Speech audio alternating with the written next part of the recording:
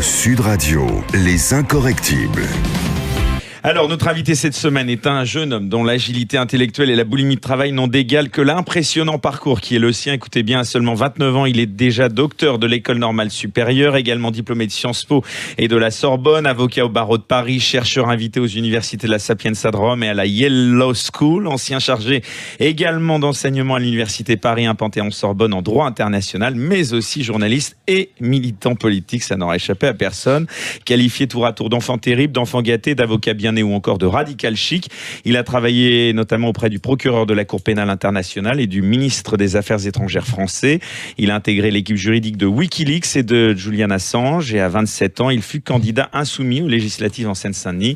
Il est l'auteur de plusieurs publications engagées et critiques envers les structures et institutions existantes, notamment Réponse à Adopi, L'Ordre et le Monde, d'après une image de Daesh ou encore Crépuscule. Nous évoquerons aujourd'hui avec lui son dernier ouvrage au titre sans équivoque, Contre Macron, paru le 12 janvier dernier aux éditions Divergence, mais aussi nous évoquerons l'actualité de la semaine. Juan Branco, bonjour. Bonjour. Monsieur Macron, qui se prétend être d'une nature intellectuelle particulièrement développée, n'en a pas une forcément, et qu'il était bon d'aller sur ce terrain-là, c'est-à-dire cette sorte de défi qu'il a mis un peu à la face des Français, qui est de dire moi je vous suis supérieur parce que j'ai fait ces études, etc. C'est tout ce discours en fait que l'on retrouve en sous-jacence dans sa politique, mais aussi dans sa façon de s'adresser aux autres, avec ceux qui ne sont rien, etc. Et j'avais envie quelque part qu'il y ait quelqu'un qui vienne d'un milieu similaire au sien, en tout cas qui avait fait les mêmes études et avait eu des titres de gloire similaires à ceux qu'il avait pu acquérir dans sa prime jeunesse, qui lui renvoie au visage cette violence symbolique qui consiste à prendre de haut et voir de très haut les citoyens auxquels il s'adresse, en prétendant qu'à travers cela, il y aurait une forme de supériorité qui s'impose. Or, ce que j'essaie de démontrer dans ce texte, c'est que pas du tout, de supériorité Macron n'en a point, et qu'au contraire, c'est quelqu'un de relativement laborieux qui nous a imposé sa morgue sans raison spécifique. Alors, Macron, on le sait peu, n'est pas quelqu'un qui a eu des grandes facilités au moment de faire des études. C'est quelqu'un qui a intégré les lycées les plus prestigieux, d'abord à Amiens, à la Providence, qui est le lycée privé ou dans lequel on a beaucoup de facilités, et ensuite Henri IV, par son entre-gens, ce qui va lui permettre de passer le concours de normal sup, qu'il va rater 3 fois d'affilée, ce qui est très rare. Et ensuite, il va rater l'ENA une première fois avant de réussir à avoir l'ENA une seconde fois. Moi, je juge pas les gens sur capacité à réussir ou rater les concours, je trouve ça ridicule. Lui, par contre, le fait. Et lui se surdétermine par le fait qu'il ait réussi ce concours de l'ENA, et que par là même, il ait réussi à adhérer à un système qu'il finit en fait par ne pas interroger. Quand vous passez tant de temps dans votre jeunesse à essayer de vous faire adopter par ce système, à un moment, évidemment, ça crée une forme d'adhésion très forte. Quand vous êtes enfin consacré, il va y avoir une absence de résistance aux déficiences du système, parce que vous avez trop donné en fait pour y rentrer.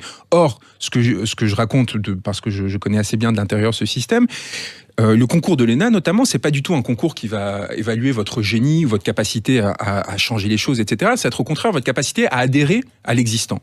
C'est à vous conformer à l'existant. Alors vous êtes le plus brillant, enfin le meilleur parmi ceux qui vont réussir à adhérer à ce système peut-être, mais on ne va jamais remettre en jeu ou interroger votre capacité à le penser ou à l'interroger. Et cette absence de pensée, en fait, me semble vraiment constitutive de la Macronie, non seulement de Macron, mais des personnes qui l'entourent, c'est-à-dire des personnes qui pensent être très efficaces, qui pensent être dans le juste, mais qui n'interrogent jamais ce qui est le juste ou ce qui ne l'est pas. Et du coup, évidemment, quand le système tel qu'il existe montre ses limites, il se montre dans une absence complète de capacité à le réinterroger. C'est ce qui arrive en fait depuis la crise des Gilets jaunes. On les voit complètement dépourvus face à une sorte d'arrivée massive d'une contestation qu'ils n'avaient pas anticipée et à laquelle ils ne savent toujours pas répondre. C'est-à-dire que Macron a fait le grand débat pour gagner du temps. Il l'a dit lui-même dans un article du Monde lorsqu'il était en entretien avec Virginie Malingue lorsqu'il était en visite au Caire. Il raconte comment il n'a pas de solution et comment en fait il n'a toujours pas de solution dès mi-janvier et que le grand débat est censé peut-être lui permettre on paye les responsables politiques pour avoir des idées, pour prendre des décisions, pas pour faire des tournées de propagande dans lesquelles on fait mine d'interroger les personnes parce qu'on ne sait pas du tout en fait quoi apporter comme réponse à leurs problèmes du quotidien. C'est des mois qui sont passés pendant lesquels le grand débat a paralysé tout débat politique. C'est des mois pendant lesquels la situation des personnes ne s'est pas améliorée, si ce n'est celles à qui on a donné une prime d'activité supplémentaire et quelques aides comme l'allocation handicapée qui a été revue. C'est des personnes qui continuent à souffrir au quotidien et qui attendent, écrasées un peu par cette chape de plomb médiatique qui a existé, qui s'est mise en place, qu'un mouvement arrive. Et ce mouvement n'arrive pas, et visiblement n'arrivera pas. Macron, il finirait là-dessus. Macron a cru dans la réalité de son pouvoir. Il a cru qu'en effet, il était investi des pleins pouvoirs que donne quasiment, pas les pleins pouvoirs, mais les immenses pouvoirs que donne la 5e République au président de la République. Et cette absence de distinction qui fait qu'aujourd'hui, face à une contestation massive et sociale dans laquelle nécessairement vous êtes obligé de faire un compromis quand vous êtes président de la République, parce que vous représentez ces personnes-là tout autant que les autres. Donc vous êtes obligé de trouver un compromis. Et il a voulu l'écraser.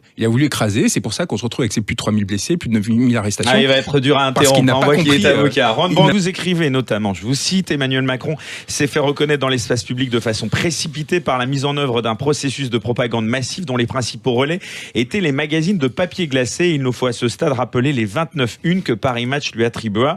Alors vous évoquez notamment ses relations avec certains grands patrons, notamment donc Xavier Niel, propriétaire du journal Le Monde et 8e fortune de France selon le dernier classement Forbes, qui en décembre dernier déclarait au micro de nos confrères d'Europe 1 cela. Écoutez. Je crois qu'on a je suis pas à la mode quand je vais vous dire ça, je crois qu'on a un super président qui est capable d'amener des choses, de réformer la France. Il faut qu'il la réforme de tous les côtés. C'est-à-dire que on a le sentiment qu'il l'a réformé ou qu'il l'a fait pour aider les plus aisés. Il est en train de faire des lois fantastiques. Des lois fantastiques, Xavier Niel. Alors, qui explique selon vous une telle fascination des médias et de Xavier Niel en particulier ? Xavier Niel, qui est quand même le propriétaire du Monde, de l'Obs, de Télérama et de toute une série d'autres médias où il a des participations minoritaires, y compris Mediapart, il faut le rappeler. Xavier Niel est très proche d'Emmanuel Macron depuis très longtemps. Alors, on nous a vendu ce candidat aux yeux bleus et aux tempes perlées qui, venu de nulle part, était arrivé au pouvoir français par la seule grâce de son talent. Qu'il n'est pas objectif. Non, c'est un ami d'Emmanuel Macron depuis très longtemps. Et moi, je rencontre Xavier Niel en janvier 2014 parce que Xavier Niel a cette engeance qui fait qu'il souhaite rencontrer tous les membres de cette caste en devenir qu'est la française, et donc notamment ceux qui sont issus des grandes écoles. Et donc, il m'invite à déjeuner. Et à la fin du déjeuner, en janvier 2014, il est encore secrétaire général adjoint de l'Élysée. Macron, c'est théoriquement personne. Il me dit, mais vous savez, ce garçon veut devenir président de la République. Moi, qui avais vu Macron en conférence un an avant, je lui dis, mais c'est ridicule quand même. Il était visionnaire. Pas. Et il me dit, et je lui dis, mais attendez, c'est pas, enfin, vous vous rendez compte? Et il me dit, mais non, mais il va devenir président de la République. Et en fait, cette personne qui est devenue un oligarque depuis qu'il a commencé à racheter des médias, parce que je tiens à rappeler quand même que cette personne a été accusée de proxénétisme et a fait son argent grâce au Minitel Rose et au Peep Show pendant des années, avant de réussir. Il avait besoin de laver son image et a décidé d'investir dans l'ensemble des médias où il pouvait, pour que, citation de Xavier Niel lui-même, on arrête de le faire chier. Et ben, évidemment, quand vous retrouvez avec tout cet appareil de pouvoir entre vos mains et un homme de main qui s'appelle Louis Dreyfus qui est chargé de les contrôler, vous vous dites, pourquoi pas l'utiliser? Et quand vous voyez un jeune homme qui défend exactement les idées qui vont aller dans le sens de vos intérêts, qui commence à émerger dans l'espace technocratique, la petite élite, le petit Paris, vous dites pourquoi pas le soutenir. Et Xavier Niel l'a fait, il l'a fait de plein de façons, notamment par ses médias, mais aussi tout simplement en l'invitant à des pseudo-meetings qui ne portaient pas leur nom, c'est-à-dire à l'école 42, à la Alfrécinet, etc., ou qui vont servir en fait à donner à Emmanuel Macron l'image d'un homme moderne. C'est-à-dire ce garçon qui en fait en soi est pas forcément plus moderne qu'un autre, si ce n'est par son âge. On va essayer de montrer qu'il a un rapport aux nouvelles technologies, qu'il comprend le futur, etc. Et ça va avoir une couverture médiatique intense sans qu'à aucun moment un seul journaliste parlons-en des médias, ne parle justement de ce lien amical entre Niel et Macron. Et je voudrais juste dire une dernière chose quand même, sur cette pendant la campagne présidentielle. Non, septembre 2018 pour la première fois par Raphaël Baquet dans Le Monde. Que ça a été évoqué avant. Je vous assure que non. Quand Mourad a sorti son livre de science-fiction, j'en avais même parlé moi-même dans un article. C'est pas l'incorrect encore. Mais juste un dernier mot sur cet entretien qui est quand même fascinant à plein d'égards, que Xavier Niel a donné à Europe 1 en plein milieu de la catastrophe des Gilets jaunes pour Emmanuel Macron, et alors que Free... en décembre dernier. Voilà, en décembre, pardon. Alors qu'Iliade connaissait une grosse chute de ses cours de bourse aussi, elle a lancé une nouvelle offre qui n'a pas du tout marché d'ailleurs, dédicace à Free. Il annonce une chose incroyable, il annonce une réforme. Il dit, mais en plus, on va réformer les lois sur l'héritage, etc. Cette réforme n'a été annoncée par le gouvernement qu'il y a 3 semaines par la voix de Gabriel Attal, auquel je consacre un certain nombre de pages dans Crépuscule où je raconte comment il a reproduit lui-même ce système oligarchique de cooptation. C'est-à-dire que vous vous rendez compte qu'on est dans un pays où le gouvernement lui-même n'annonce plus ses réformes et qu'on a des oligarques milliardaires qui, sur Europe 1, sont au courant avant de ces réformes. Ils le savaient par hasard. Et alors ça, c'est la dernière chose. C'est au cours de mon enquête, j'ai interrogé beaucoup de personnes, notamment de l'entourage de Xavier Niel et d'Emmanuel Macron, et on m'a répété à plusieurs reprises que Xavier Niel se vantait, au début du quinquennat, est-ce que c'est vrai ou pas, je ne sais pas, d'Emmanuel Macron, de l'avoir au téléphone tous les jours.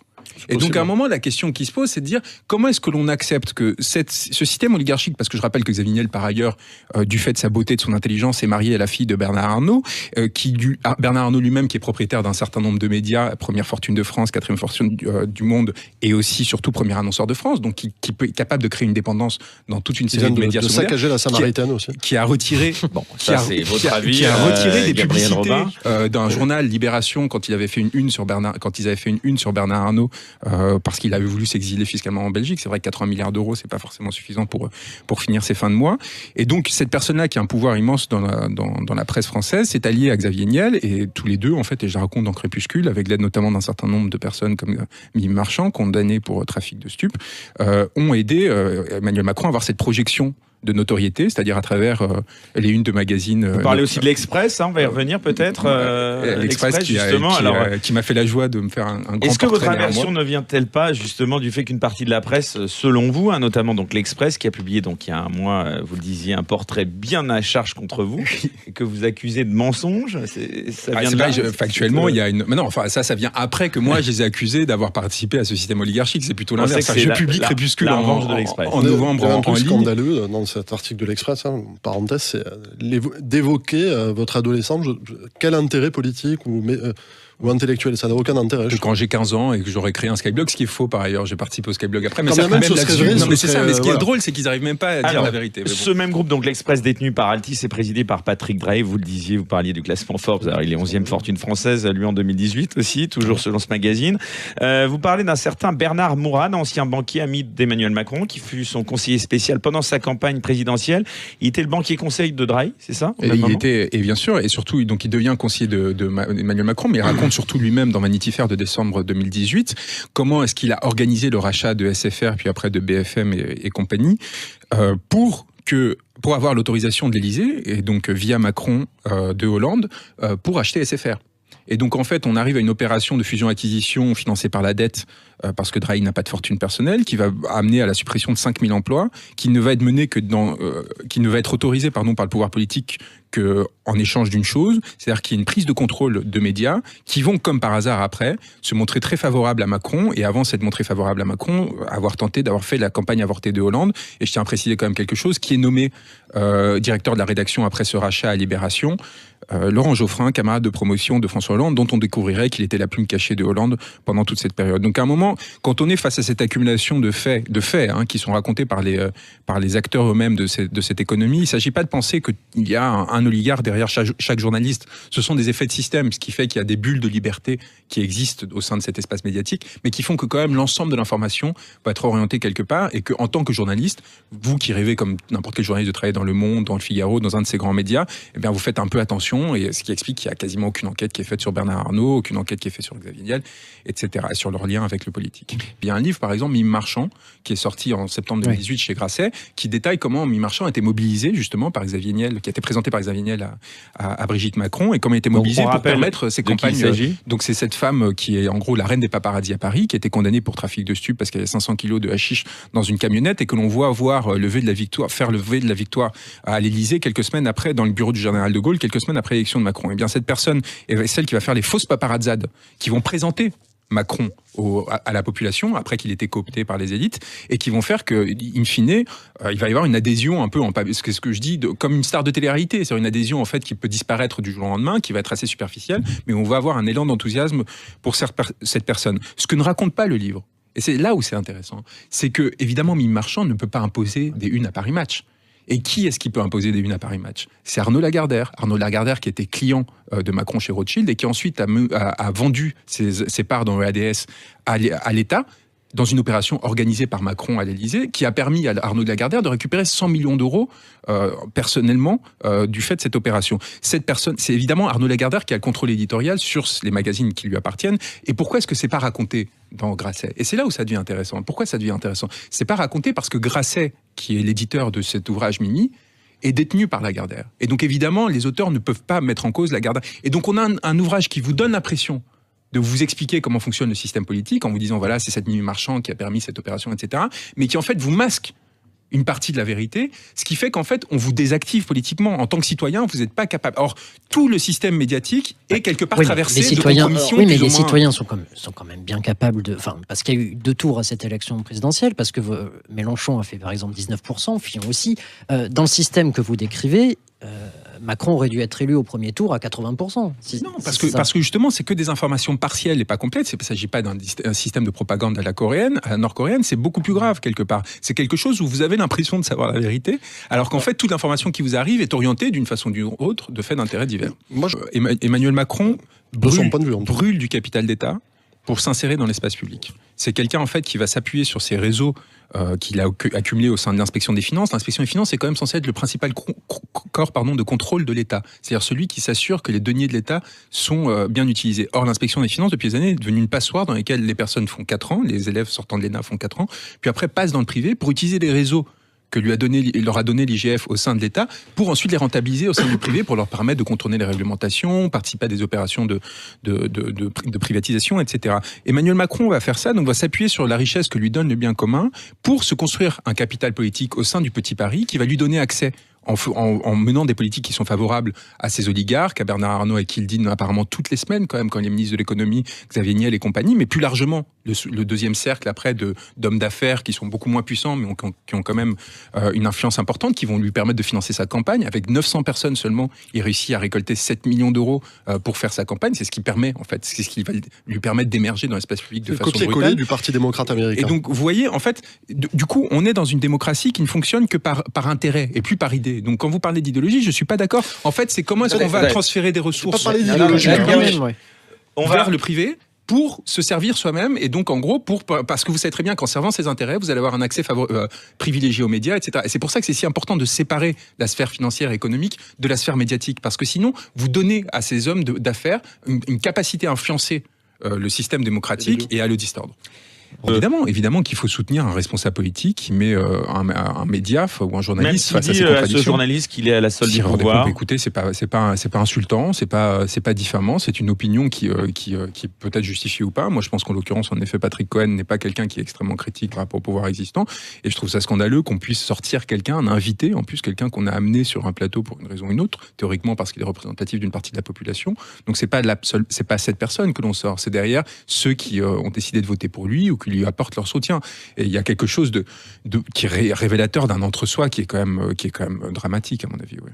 J'ai découvert avant-hier que le principal journal norvégien en parlait. Donc je suis allé voir quel était le principal journal norvégien. J'ai découvert qu'il y avait 750 journalistes qui travaillaient dans ce journal et qu'il y avait une audience un lectorat quotidien, papier, une distribution papier de 250 000 personnes. C'est autant que le monde et c'est un tiers de journalistes de plus. Ce pays fait 5 millions d'habitants. Et donc rien que par là, on voit qu'il y a une crise systémique à la fois dans les moyens qui sont donnés aux journalistes. Et ça, c'est le fruit d'une stratégie volontaire. Xavier Niel, qui est quand même plusieurs milliards d'euros de capital, fait volontairement des réductions de coûts au sein du monde pour empêcher la rédaction de se déployer, d'avoir les moyens de son travail. De la même façon que quand Bernard Arnault rachète les Échos après avoir détruit la Tribune, etc., c'est dans une seule intention, c'est empêcher que ces personnes aient une capacité d'investigation réelle. Et donc, entre ça, la précarisation des journalistes et après, évidemment, tous les systèmes de nomination, recrutement, promotion qui sont mis en place par les hommes de main au sein des rédactions, vous avez une dégradation très forte du côté incisif. Il n'y a plus de satire, par exemple, on parlait avec Bruno Gaccio il y a quelques jours, il n'y a plus de satire en France. On a supprimé les guignols, on a supprimé le zapping, etc., sans que personne, à un moment, se dise, mais comment ça se fait que certaines des émissions les plus vues et les plus respectées en France, les seules qui sont capables de porter la plume dans la plaie, aient été supprimées sans que personne ne s'en aille, et sans que surtout la profession, et c'est là, je pense, c'est le point le plus important. Il y a un très grand corporatisme dans la profession journalistique aujourd'hui, et à mon avis, il est très mal utilisé. C'est important que la profession se défende, mais au lieu de se défendre systématiquement du fait qu'elle ne serait pas indépendante, etc. Enfin, qu'elle essaie de montrer qu'en fait, si elle est indépendante, que ça n'a aucun effet d'être achetée par The Carc, etc. Elle devrait au contraire montrer une exigence énorme vis-à-vis de ses actionnaires, mais aussi du fait qu'elle devrait préserver son indépendance économique et se rebeller contre ça.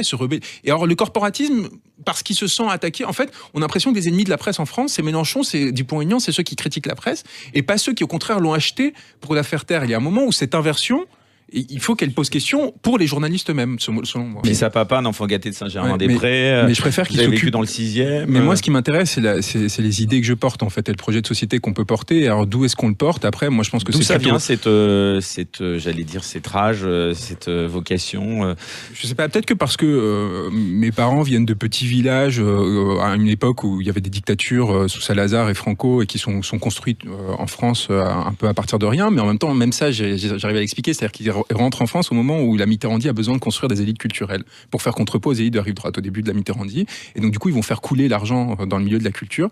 Et du coup, mon père va devenir producteur un peu par hasard. Mais à différence de toutes les autres personnes qui se sont gavées pendant cette période, il va pas se constituer de patrimoine parce qu'il considère que c'est pas son argent. C'est de l'argent en fait qui vient de l'État, c'est-à-dire de nous tous, et qui sert à financer des choses qui vont faire rayonner la France, des œuvres d'art, etc. Et donc il va vivre très bien, mais il va jamais construire quelque chose qui va faire qu'on obtiendrait, on en tirerait quelque chose, un legs, quel qu'il soit.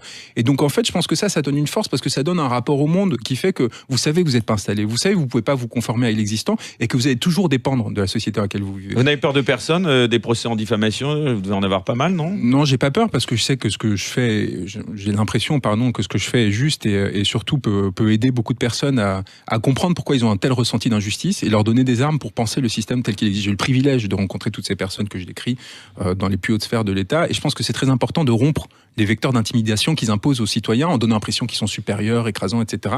et en montrant leur humanité et surtout leur fragilité et leur compromission. Ça, c'est très important et c'est la seule chose que je peux apporter politiquement. Soit vous rentrez en politique au sens large pour vous construire un destin et vous construire une position, ce que font malheureusement, selon moi, de plus en plus de personnes, soit vous rentrez en disant qu'est-ce que je peux apporter moi, qu'est-ce que j'ai en moi, que je peux redistribuer.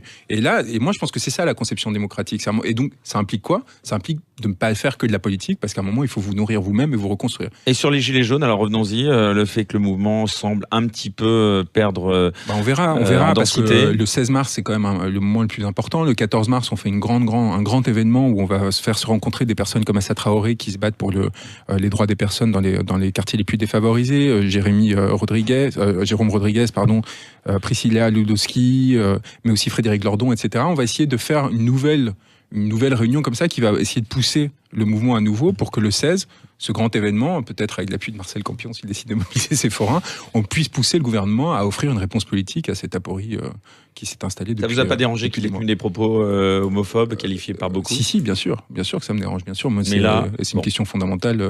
Mais bien sûr, moi, je me suis engagé politiquement avec l'idée toujours de défendre les minorités. Enfin, c'est le cœur de. D'ailleurs, je pense que c'est le cœur d'une politique de gauche qui va distinguer la gauche d'une droite qui, par ailleurs, peut avoir une question sociale, peut toujours prendre en compte la question sociale. C'est la défense des plus fragiles. Ma thèse de doctorat, c'est sur les violences de masse. Donc, c'est comment est-ce qu'une société en arrive tout d'un coup à s'en prendre à une des minorités de sa société et à les détruire. Comment est-ce qu'on arrive à ces niveaux de violence extraordinaires ? Et donc, mon engagement, la source de mon engagement, c'est comment arriver à éviter ce genre de choses. Et s'il faut des soupapes et des mouvements comme les Gilets jaunes pour l'éviter, évidemment, il faut le soutenir.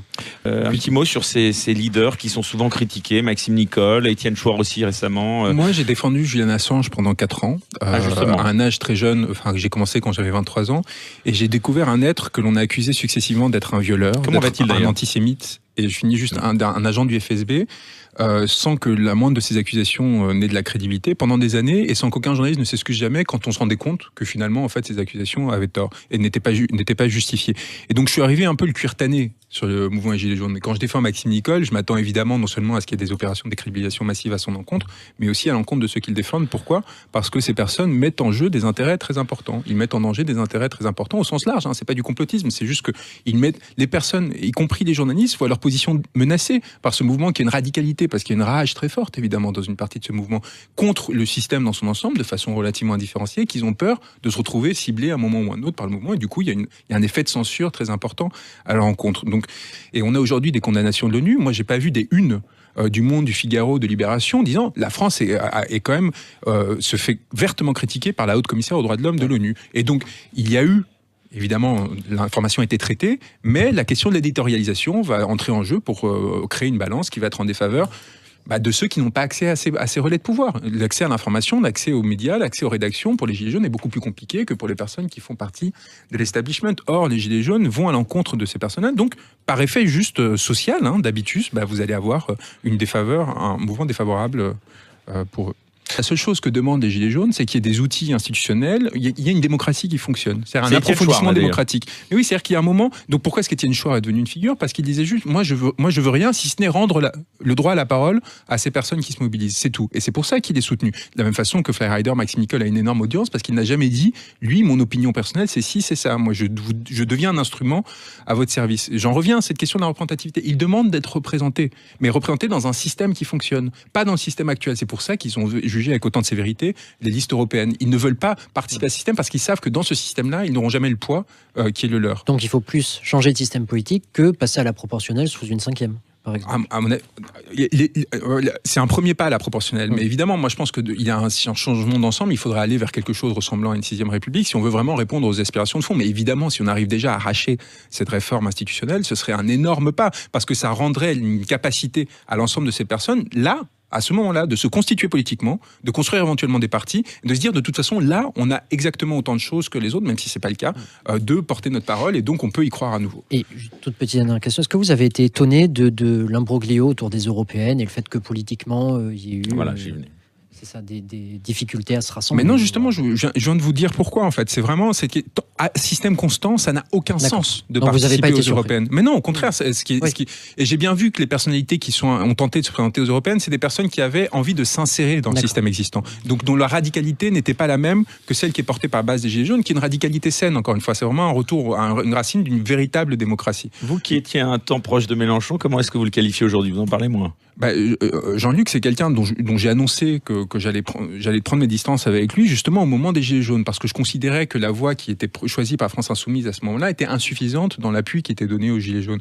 Donc j'ai un grand respect pour lui, parce que la plupart des idées que je porte sont similaires aux siennes, mais encore une fois, vraiment, je tiens à laisser ça clair. Les Gilets jaunes ne cherchent pas à porter du contenu, ils cherchent à porter de la procédure. C'est-à-dire comment est-ce qu'on va faire que l'on va avoir un débat démocratique plus sain? Comment est-ce qu'on va faire qu'on va pouvoir porter chacun une parole qui sera plus entendue? Donc dès le moment que les Gilets jaunes commencent à avoir des considérations sur la politique économique, étrangère, etc., à mon avis, il y a une dévirtuation du mouvement qui vise en fait seulement à provoquer cet approfondissement démocratique pour que dans un second temps, des forces politiques relégitimées puissent porter leurs idées, chacune à égalité de conditions. Et un petit mot. Vous n'avez pas peur que certains Français pensent aussi que les Gilets jaunes confisquent la rue tous les week-ends? Non, et des Français modestes utilisent, aussi, hein. je pense qu'ils utilisent tout simplement les moyens qui leur sont donnés, qui sont assez rares. D'ailleurs, même la rue, ils y ont de moins en moins accès.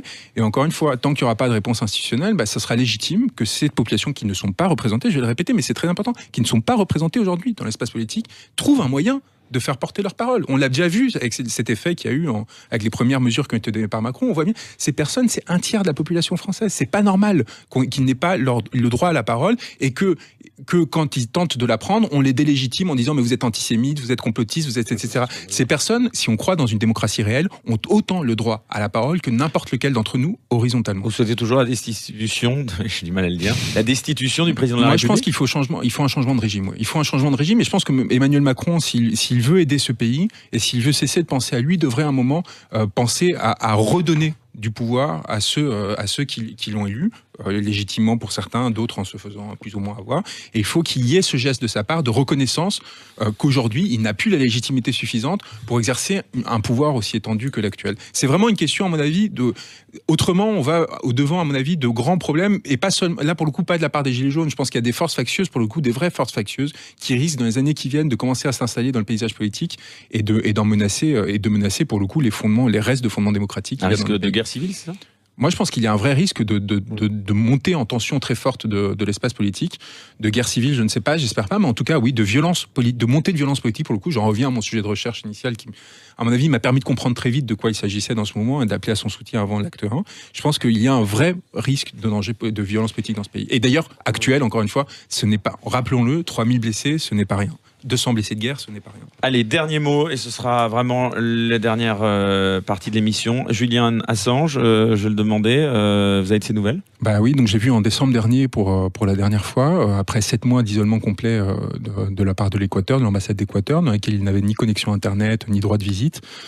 C'est quelqu'un qui tient quand même 6 ans enfermé dans 20 mètres carrés pour avoir dit la vérité, révélé des crimes de guerre et crimes contre l'humanité qu'avaient commis les forces américaines en Irak et en Afghanistan.